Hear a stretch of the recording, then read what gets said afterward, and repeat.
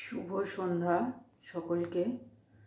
তো আজকে আমি একটা রেসিপি বানাবো, তো সেই কারণেই তোমাদের সামনে চলে এলাম। তো দেখো আজকে আমি কী কী রেসিপি বানাবো। তো দেখো আমি এখানে চানার মটর নিয়ে সেদ্ধ করে নিয়েছি। এই যে গলা গলা কি সুন্দর গলেছে। এখানে টমেটোগুলো স্লাইস করে কেটে নিয়েছি। এইখানে আছে চানা মশলা সানরাইজের।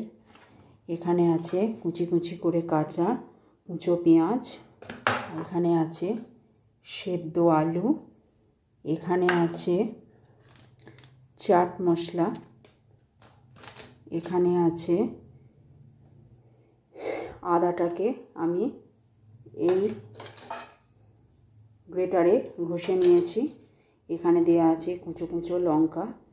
আচ্ছা, এখানে দেখো আছে ধনেপাতা কুচানো।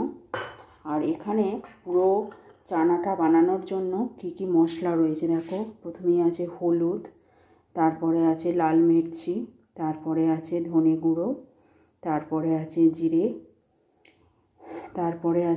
জিরে আর ওই মরিচ গুঁড়োর পাউডারটা, তারপরে আছে তেজপাতা, শুকনো মরিচ যাকে বলে শুকনো লঙ্কা, আর এখানে আছে 4 টুকরো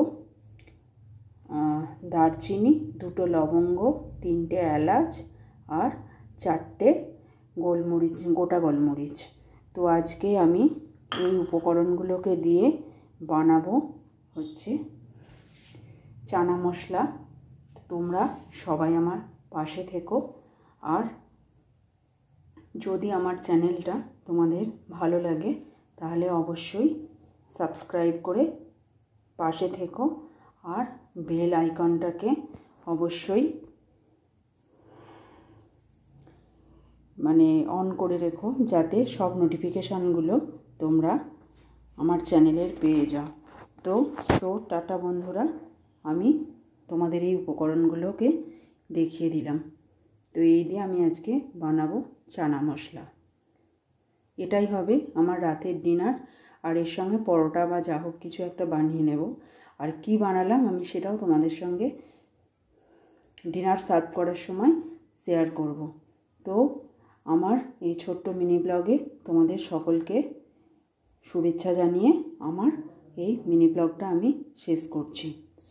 টাটা বন্ধুরা, থ্যাংক ইউ।